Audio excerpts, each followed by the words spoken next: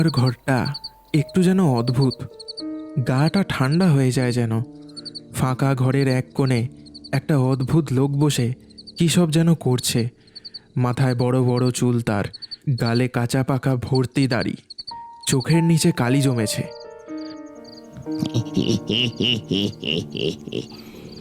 এবার খেলা শুরু হবে।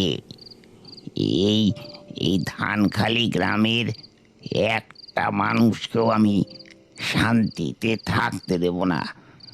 আমাকে পুলিশের হাতে তুলে দিয়ে সেদিন খুব আনন্দ পেয়েছিল ওরা। এবার বুঝবে।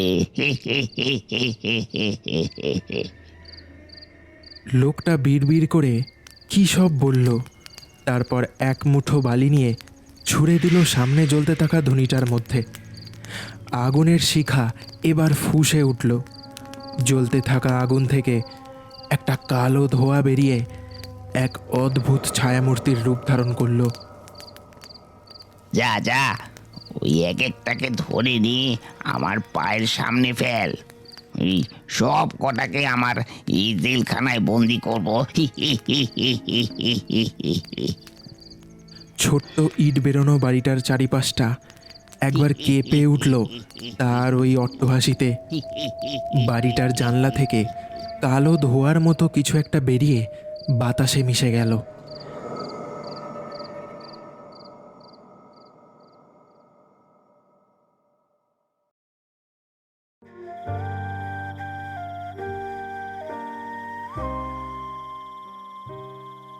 ধানখালি এমনিতে শান্ত প্রকৃতির গ্রাম, খুব বেশি জনবসতি নেই এই গ্রামে। লোকজন বেশ সরল সাদা আর নিরীহ। এই গ্রামের মানুষের মূল পেশা চাষাবাদ। রোদে জলে খেটে খুঁটে 2 পয়সা রোজগার করে তাদের দিন চলে। রোজকার মতো আজও নিতাই আর লালু দিন শেষে তাদের বাড়ির দিকে যাচ্ছিল। তারাও আর বাকি 5টা লোকের মতোই এই গ্রামের এক সাধারণ চাষি। ও, আল কাটতে কাটতে আজ গা হাতে ব্যথা হয়ে গেল। আগের মতো সেই জোরটা আর পাই না, বুঝলি তো লালু। আরে নিতাইদা, এই বয়সেই তোমার এই অবস্থা, তাহলে বুড়ো হলে কি করবে গো? আরে তোমাকে বলি, মাঝে মধ্যে 1-2 টান দিও, দেখবে শরীর চাঙ্গা হয়ে যাবে। থাক, ওসব ছাই পাশ খেলে শরীরে যেটুকু জোর আছে সেটাও যাবে। হ্যাঁ। লালু আর কিছু বলল না, শুধু খিক করে নিতাইয়ের দিকে তাকিয়ে একবার হেসে নিল। দুজনের মধ্যে শুধু লালুর হাতেই একটা আলো ছিল, টিম টিম করে জ্বলছে সেটা। তারা বাড়ি ফেরার সময় বিশুদার চা দোকান হয়ে তবেই যায়। আজও তারা সেখানে যাবে বলেই ঠিক করল। অমনি একটা গাছের পিছন থেকে কে যেন একটা ডাকলো নিতাইয়ের নাম ধরে। নিতাই, ও নিতাই। ডাকটা শুনে দুজনেই দাঁড়িয়ে পড়ল। এই কে রে? কেষ্ট নাকি রে? আওয়াজ শুনে তো তাই মনে হচ্ছে। নিতাই দেখল সামনের ওই গাছের পিছন থেকে কে যেন একটা উকি মারছে। আরে হ্যাঁ, ওই তো কেসটা তো। আরে ও কেসটা, ওখানে দাঁড়িয়ে কি উকিঝুঁকি মারছিস বাবা? কি হলো, ডাকলি যে আমাকে? কি ব্যাপার? লোকটা গাছের পিছন থেকে এবার বেরিয়ে এলো, কিন্তু সে তাদের কাছে গেল না। গাছের নিচে অন্ধকার জায়গাটাতেই দাঁড়িয়ে রইল। নিতাই, আমার সাথে চল, তোকে হারানখুড়ো ডেকে পাঠিয়েছেন। খুড়ো আমাকে ডেকেছে? কিন্তু আমরা তো চা দোকানের দিকেই যাচ্ছিলাম। খুড়ো তো রোজ ওখানেই থাকে। খুড়ো তোকে বাড়িতে ডেকেছে, বলল কি একটা বিশেষ দরকার আছে যেন তোর সাথে। ও, তাই নাকি? আচ্ছা ঠিক আছে, চল তো দেখি কি ব্যাপার। লালু নিতাইয়ের সাথেই যেতে যাচ্ছিল, কিন্তু তাকে থামিয়ে দিয়ে কেষ্ট বলল, লালুদা, তোমাকে আসতে হবে না, তুমি যাও, আমি নিতাইকে নিয়ে যাচ্ছি। হ্যাঁ হ্যাঁ, তুই যা, তোকে আর শুধু শুধু আসতে হবে না। আমি দেখছি কি ব্যাপার। লালু আর কোনো কথা বলল না। নিতাই চলল কেষ্টর সাথে। লালুও এক পা দু পা করে হেঁটে সেই জায়গা ছাড়ল। তারপর চা দোকানে গিয়ে পৌঁছতেই একটা জিনিস দেখে বড়ই অবাক হলো সে। তারপর একটু ঘাবড়ে গিয়েই সে বলল, এ কি কেসটা? তুই না একটু আগে নিতাইকে সঙ্গে করে খুড়োর বাড়ির দিকে গেলি, আর খুড়ো তুমি এখানে কি করছো? কেসটা বললো তুমি নাকি নিতাইকে ডেকে পাঠিয়েছো তোমার বাড়িতে। সবাই অবাক হয়ে শুধু তাকালো লালুর দিকে। লালু কি বলতে চাইছে কিছুই বুঝতে পারল না কেউ। কি বলছিস বাবা? আমি কেসটা আর বাকি সবাই তো সেই বিকাল থেকে এখানে বসে তোদের জন্যই তো আমরা অপেক্ষা করছিলাম। এটা কি করে হতে পারে? একটু আগেই তো এই কেসটা এসে এই নিতাইকে সঙ্গে নিয়ে এই তোমার বাড়ির দিকে গেল। আরে লালুদা, তুমি মনে হয় সন্ধেবেলায় ওসব ছাই পাশ টেনে ফেলেছ। আমি তো সেই কখন থেকে এখানেই বসে আছি। না না না না, কোথাও একটা গন্ডগোল হচ্ছে। ঠিক আছে, কাল সকাল হোক, আমি নিতাইকে তোমাদের কাছে নিয়ে আসবো, আর তখনই ওর থেকে সব শুনে নিও। এই কেসটা বেটা নাটক করছে। আমি বলছি শোনো, এ বেটাই একটু আগে এই নিতাইকে সঙ্গে নিয়ে গিয়েছিল, এখন এখন সবার সামনে ভালো সাজার চেষ্টা করছে। এরপর বেশ কিছুক্ষণ তাদের মধ্যে কথা কাটাকাটি চলল। লালু ঠিক কী বলতে চাইছে আর আদৌ কি সে সত্যি কথা বলছে সেটা বুঝতেই সময় কেটে গেল।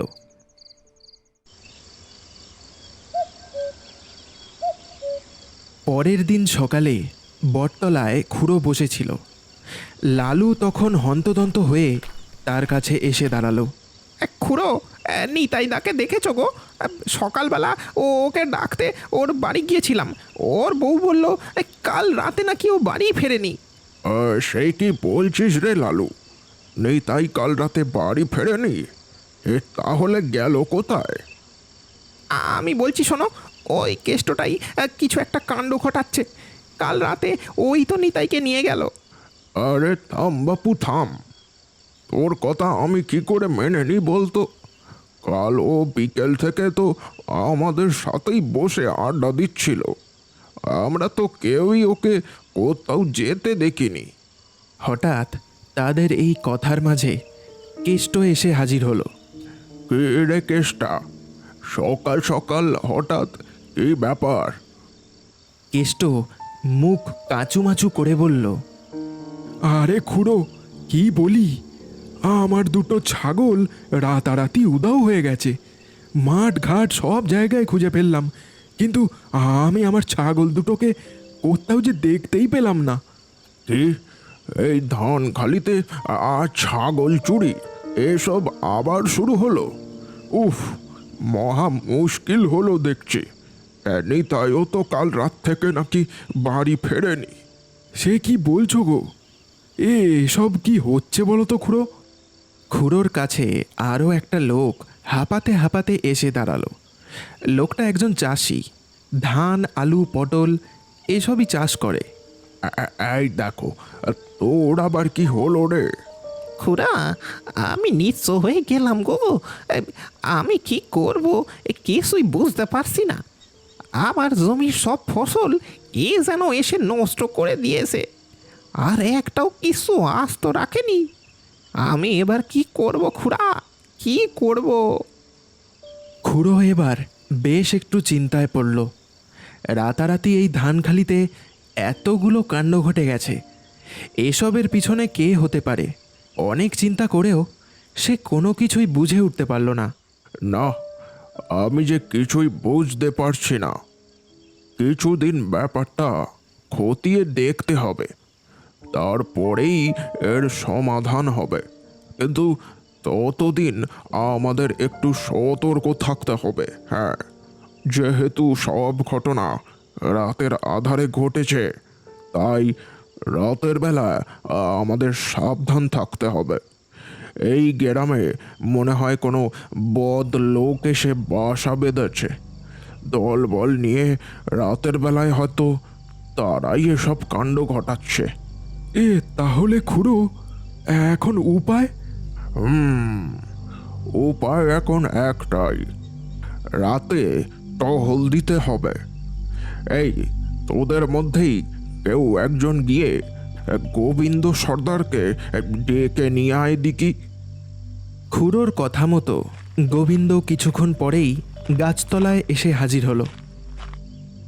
আজ্ঞে হুজুর, আমাকে ডেকে পাঠিয়েছিলেন? হ্যাঁ গোবিন্দ, আমি তোমাকে ডেকেছিলাম। গ্রামে কিছু উটকো লোকের উৎপাত শুরু হয়েছে। রাতের বেলায় নানান কুকীর্তি ঘটাচ্ছে তারা। তুমি আজ থেকে গ্রামে টহলদারি করবে। কোনো কিছু সন্দেহজনক দেখতে পেলেই লোকজনকে সতর্ক বার্তা দেবে। খুড়োর কথায় গোবিন্দ শুধু একবার মাথা নাড়ল। আজ রাত থেকেই সে এই গ্রামে টহল দেওয়া শুরু করবে। এরপর সবাই একে একে আসি বলে সেই জায়গা ছেড়ে চলে গেল। খুড়ো শুধু রাত হবার অপেক্ষায় বসে রইল। অবশেষে সন্ধে নামল ধানখালির বুকে। কিছু সীমিত লোকজনকেই বাইরে চলাফেরা করতে দেখা গেল। খুড়োর কথা মতো গোবিন্দ সর্দার গ্রামের সীমানায় টহলদারি করা শুরু করে দিয়েছে। হাতে লাঠি আর একটা হ্যারিকেন নিয়ে লম্বা লম্বা পা ফেলে এপাশ থেকে ওপাশ হাঁটাহাঁটি করছে। ও, অনেক হলো, এবার একটু জিরিয়ে নি, এখনো সারা রাতটা জাগতে হবে। এই বলে সে বিশুর সেই বিখ্যাত চা দোকানটায় গিয়ে বসল। মাটির ভাঁড়ের চাটায় এক চুমুক দিতেই চরম শান্তি অনুভব করল সে। চা দোকানে আজ কিন্তু কোনো আলো জ্বলতে দেখা যাচ্ছে না। এই ব্যাপারটা গোবিন্দ সেরম গুরুত্ব না দিয়েই বলল, বিশু ভাই আমার, চাটা খেয়ে শরীরটা যে একেবারে চাঙ্গা হয়ে গেল আমার। বিশু আজ যেন একটু বেশিই চুপচাপ।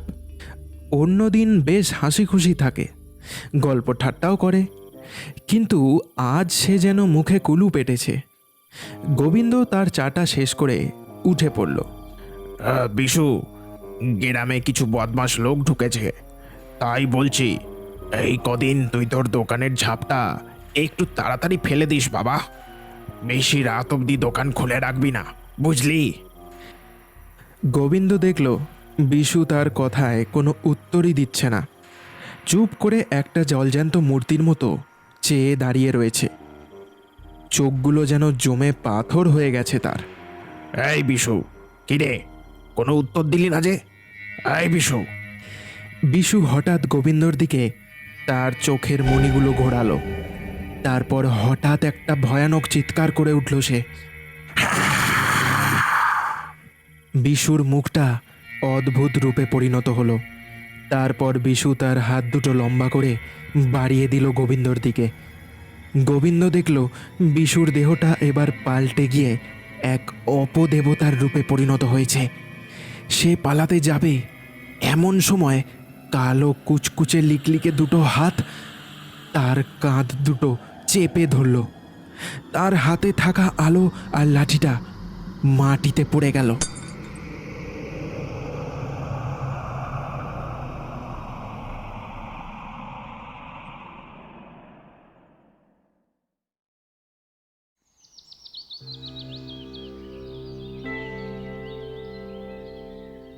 পরের দিন সকালে হারান খুড়ো, লালু আরও কয়েকজন রোজকার মতোই চা খাবে বলে বিশুর দোকানে এসে হাজির হয়। কিন্তু তারা দেখল দোকানটা অদ্ভুতভাবে খোলা রয়েছে। দোকানে কেউ নেই।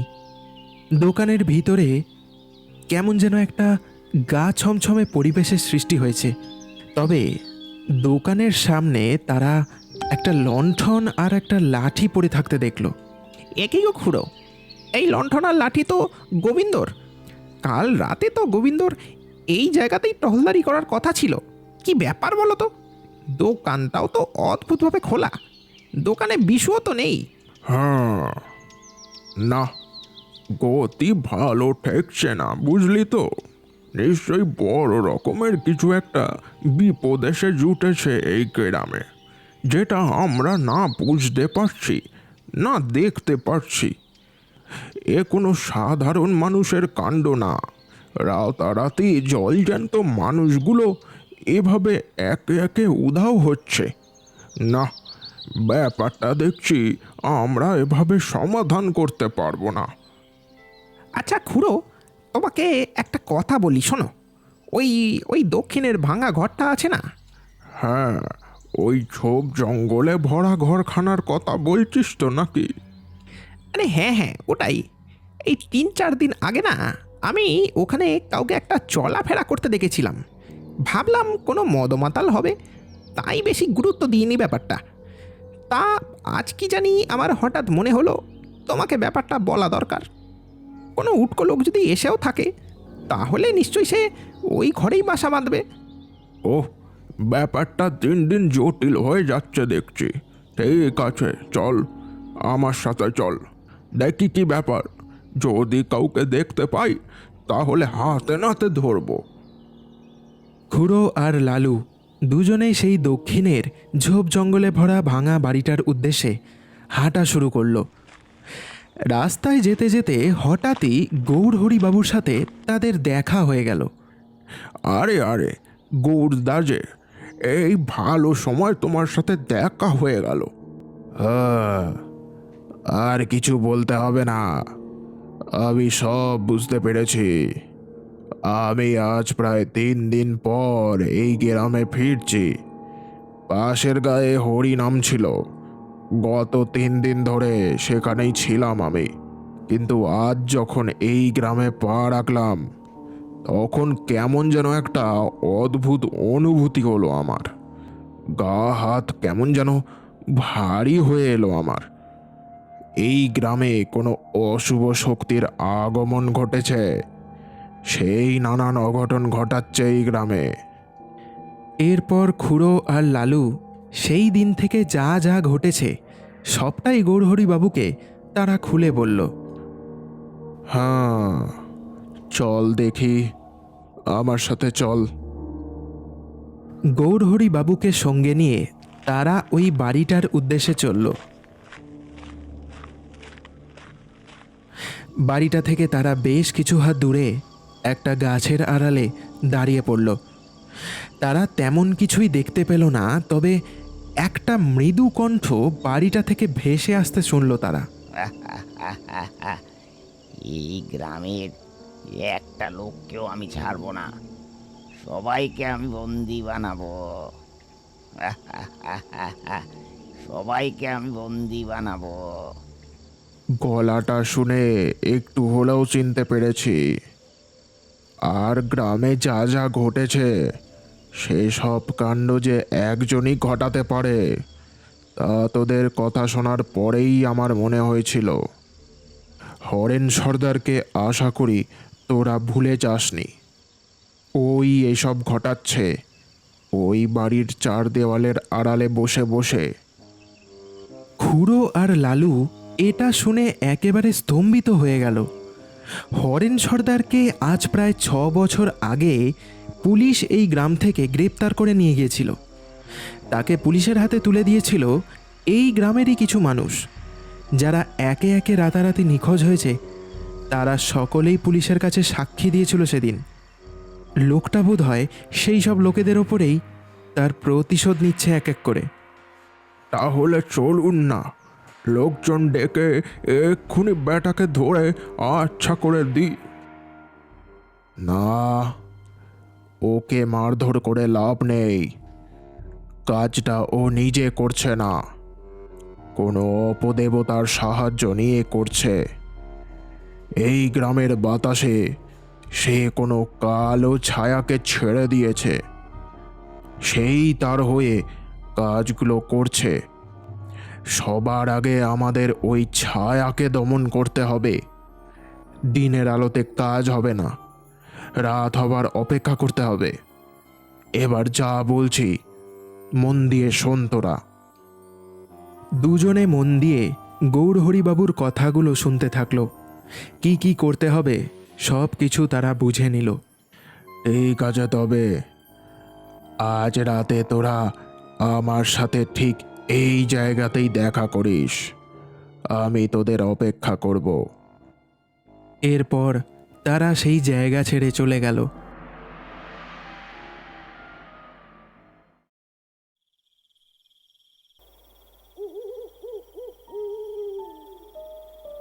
কথা মতো রাতের অন্ধকার নাবার পরেই তিনজন আবারও সেই জায়গায় এসে একজোট হলো। লালু, তুই বাড়িটার ভিতরে ঢোকার চেষ্টা কর। আমি গৌরহরি বাবুকে নিয়ে সামনের দরজায় গিয়ে দাঁড়াচ্ছি। খুড়োর কথা মতো লালু বাড়িটার কাছে গিয়ে দাঁড়ালো। তারপর কোনো রকমে পা টিপে টিপে পিছন দরজা খুলে ভিতরে ঢুকে পড়ল। ভিতরে ঢুকতেই সে একটা জিনিস দেখে ভয়ে কেঁপে উঠল। ঘরটা অন্ধকার ঘুটঘুট করছে, পাশে একটা ধুনি জ্বলছে, তবে তার সামনে কেউ বসে নেই। কিন্তু ঘরের একদিকে একটা বড় লোহার খাঁচা, তার মধ্যে অচেতন অবস্থায় পড়ে আছে নিতাই, বিশু, গোবিন্দ সর্দার, আরও গ্রামের বেশ কিছু মানুষ। পাশে আরও একটা খাঁচা, তবে তার মধ্যে রয়েছে গ্রাম থেকে চুরি যাওয়া হাঁস, মুরগি, ছাগল ইত্যাদি। কি সাংঘাতিক কাণ্ড ঘটছে এই ঘরের মধ্যে তা সে নিজের চোখে দেখেও যেন বিশ্বাস করতে পারছে না। হঠাৎ লালুর মাথায় কে যেন সপাটে একটা বাড়ি মারল। লালু চিৎকার করে জ্ঞান হারিয়ে ফেলল। জ্ঞান ফিরতে সে দেখল তার হাত পা বেঁধে দেওয়া হয়েছে। সামনে ধুনি জেলে বসে আছে হরেন সর্দার। হরেন সর্দার, তুমি তুমি এসব কাণ্ড ঘটাচ্ছ, কিন্তু কিন্তু তুমি তন্তর মন্তর কবে থেকে শুরু করলে? তুমি তো এ গেরাম ও গেরাম চুরি ডাকাতি করে বেড়াতে। মানুষ চাইলে সব কিছুই করতে পারে রে। আমি জেলে বসেই ঠিক করেছিলাম, জেল থেকে ছাড়া পেয়ে আমি তন্ত্র চর্চা শুরু করব। এক বাবাকে টাকার লোভ দেখিয়ে তার কাছ থেকে আমি এই জ্ঞান অর্জন করি। পরে অবশ্য তাকে আমি এই দুনিয়া থেকেই সরিয়ে দিই। বেটা বড্ড বড় বড় কথা বলছিল। তারপর আমি আমার সাধনার সাহায্যে নরক থেকে একটা ছায়াকে ডেকে এনে এই গ্রামের বাতাসে ছেড়ে দিই। তোরা সেদিন খুব আনন্দ পেয়েছিলি আমাকে পুলিশের হাতে তুলে দিয়ে। যা যা করেছি বেশ করেছি, তবে তবে এখন আমাকে বেশি কষ্ট করতে হয় না। এক তীরে দুই শিকার করি আমি। ওই ছায়াটাই মানুষের রূপ নিয়ে গ্রাম থেকে মানুষ তুলে আনে, আর দরকার পড়লে মাঝে মধ্যে এটা ওটা চুরি করে আনে। কাল রাতে তোদের ওই টহলদারটাকে ওই তো তুলে এনেছিল। আমি আমি যা আদেশ দিই তাই সে করে দেখায়। এবার তোকে আমি ওর হাতে তুলে দেব। ওর খুব খিদে, মাংসের গন্ধ পেলেই ছটফট ছটফট করে।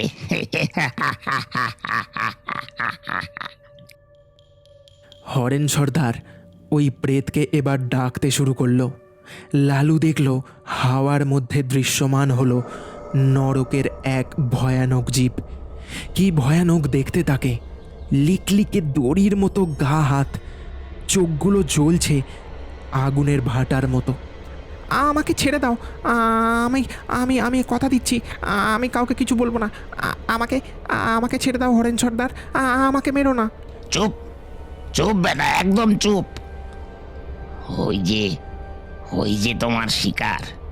যাও যাও, গিয়ে শিকারটা গ্রহণ করে নিজেকে তৃপ্ত করো, আর আর আমাকে আরো শক্তি দাও। ছায়ামূর্তিটা লালুকে দেখে তার জিভ বের করে লালা ঝরাতে শুরু করলো। কিন্তু হঠাৎ তাদের মাঝে খুড়ো আর গৌরহরিবাবু এসে হাজির হলো। স্তব্ধ হ, স্তব্ধ হ নরকের জীব, স্তব্ধ হ, না হলে তোকে এক্ষুনি ভস্ম করে দেব। এ এ কি এ কি এ কি তোমরা কি করে ঢুকলে তোমরা এখানে? হরেন সর্দার, ভেবেছিলাম জেলের ভাত খেয়ে তুমি শুধরে যাবে, কিন্তু তোমার শিক্ষা হয়নি দেখছি। এ কি শুরু করেছো তুমি? হ্যাঁ, বন্ধ করো, বন্ধ করো তোমার এই অত্যাচার, আর তল্পি তল্পা গুটিয়ে এই গ্রাম ছেড়ে চলে যাও। এই বুড়ো, তুই তুই সেই একই আছিস দেখছি। খুব কথা হয়েছে দেখছি তোর। দাঁড়া দাঁড়া, সবার আগে তোকে সায়স্তা করি। যাও যাও, ওর খাটটা মোটকে খাও গিয়ে, তারপর ওই বেটাকে ধরবে। ছায়ামূর্তি তার জ্বলন্ত দৃষ্টি নিয়ে খুড়োর দিকে এগোতে শুরু করলো। গৌরহরিবাবু তার রুদ্রাক্ষের মালাটা ছুঁয়ে কী সব যেন বিড়বিড় করল। অমনি মূর্তিটা আস্তে আস্তে হাওয়ায় যেন কোনো অদৃশ্য বলে ধ্বংস হতে শুরু করলো। এটা দেখে হরেন সর্দার একেবারে ঘাবড়ে গেল। গৌরহরিবাবু তার হাতের একটা ভঙ্গিমা করল, অমনি লালুর হাতে পায়ে বাঁধা দড়িগুলো খুলে গিয়ে হরেন সর্দারের হাতে পায়ে গিয়ে জড়িয়ে গেল। হরেন, তোমার খেল খতম। তোমাকে আমরা আবারও পুলিশের হাতে তুলে দেব। না না না খুড়ো, না, আমি আমি আর ওই অন্ধকার ঘরে ফিরে যেতে চাই না। আমাকে ক্ষমা করে দাও। ক্ষমা মানুষ মানুষকে একবারই করে। তুমি জীবনে যত পাপ করেছো, তোমাকে তো ভগবানেও ক্ষমা করবে না। নরকের কালো অন্ধকারে একদিন তোমাকে পচে মরতে হবে। হারান, চল আগে মানুষগুলোকে উদ্ধার করি। এ বেটা এখানে এভাবেই পড়ে থাক সারা রাত্রির, কাল সকালে পুলিশ নিয়ে আসা যাবে। ধানখালির মানুষ আজ এক বড় বিপদের হাত থেকে মুক্তি পেল। তবে সবটাই সম্ভব হয়েছে লালু, খুড়ো আর গৌরহরিবাবুর জন্যে। আজ তারা সাহস না দেখালে গ্রামটা নিমেষে শেষ হয়ে যেতে পারত।